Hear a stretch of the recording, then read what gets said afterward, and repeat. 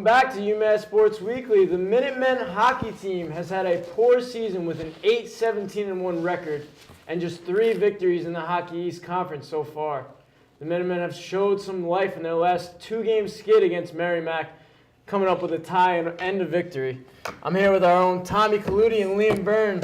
Now we've seen a little bit of a better performance from this team so far. They've had a win and a tie against Merrimack. We haven't seen many wins in the past from this UMass hockey team. No. So, Tommy, I'm going to start with you. As a team, we look at the beginning of the season, and it's not great. Not great for Henry Dill. We all had great expectations for the real Dill, but he hasn't shown us anything. So, Tommy, tell me, what's the difference between the beginning of the season where they had that funky stretch and then now? What's the difference? Do you see a difference? Well, I actually do see a difference. I see the team starting to come together, especially defensively.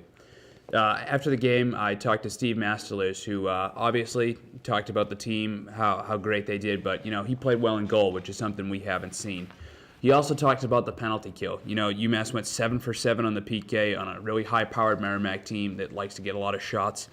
He said Oleg Yavenko came up to Steve after the game and said, "I'm going to be hurting forever." So UMass is starting to block shots, and I think the system is really starting to work on defense. A team really builds around their defensive core. The breakout is where you start all your offense, and your goalie is your final stopper. When you get your defense working, that's when the team starts playing well. That's why you see the LA Kings win the Cup last year, the Bruins, the Blackhawks, they all have strong D. And I think that's what the team is starting to do now. They're starting to buy into Coach Micheletto's system, and they're starting to play well. Now, real quick, is it because of Maslers is in goal? Do you think that's why, or would you credit the whole defense? I would definitely credit the whole defense. I think Maslers' infusion was really good. 44 saves is a career high for him. That was great. But yeah, they killed a couple of 5-on-3s. Again, 7 penalties altogether, and they killed all of those off. It's a big morale boost for 18, 19-year-old guys. So that was huge for the team.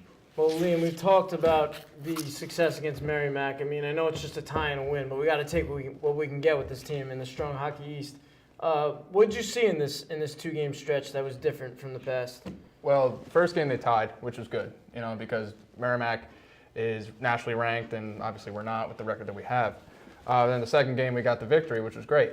But I thought what we showed was confidence, especially coming out into this game, because we went into the game thinking that Merrimack's just one of us. We're not nationally ranked, and they are. And what I also saw was during play was the puck movement for UMass.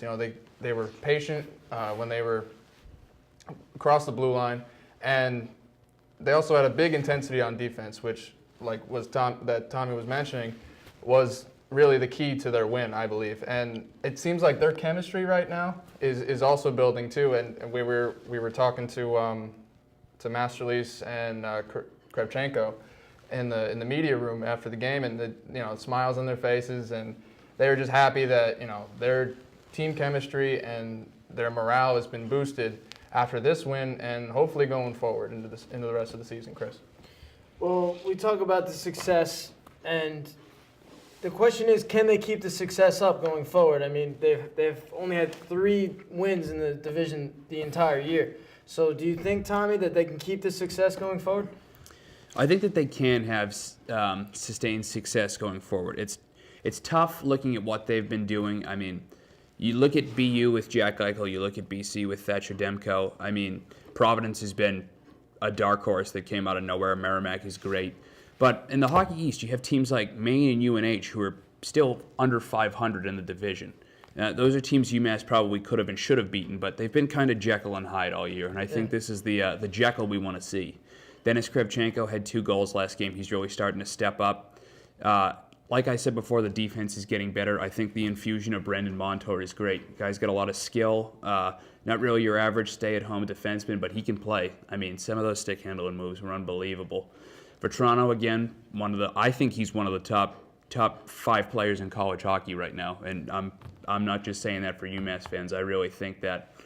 And I think that if the defense keeps playing the way it did against Merrimack, a team that's really good, they kept to their structure. There wasn't a lot of running around, They had the presence of mind when things were getting bad just to chip it out, take the icing. I think, like Coach Micheletto said in the media room, they're buying into the system, and it all comes with experience. They were a young team when the year started, everyone's learned a little bit, and now they're coming back and starting to surge. I think this is what you can see for the rest of the season and maybe into next season.